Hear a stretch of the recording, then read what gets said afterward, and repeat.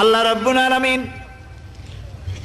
কোরআনে কারীমের ভিতরে নবীজির নাম একটি বারের জন্য নাম ধরে তাকে ডাকেন নাই, বরং তিনি বলেছেন তোমরা পরস্পর পরস্পরকে যেভাবে নাম ধরে ডাকাডাকি করো আমার নবীকে সেভাবে নাম ধরে ডাকবে না। আল্লাহ নিষেধ করেছেন আমার নবীর নাম ধরে ডাকবে না। সুবহানাল্লাহি ওয়া বিহামদিহি। এই পৃথিবীতে যত নবী আসছেন সমস্ত নবীরা হলেন এলাকা ভিত্তিক নবী, অঞ্চল ভিত্তিক নবী।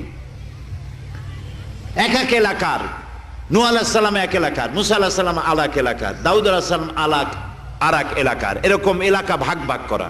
কিন্তু মুহাম্মদ সাল্লাল্লাহু আলাইহি ওয়াসাল্লামকে আল্লাহ রাব্বুল আলামিন কোন এলাকার জন্য নবী বানান নাই।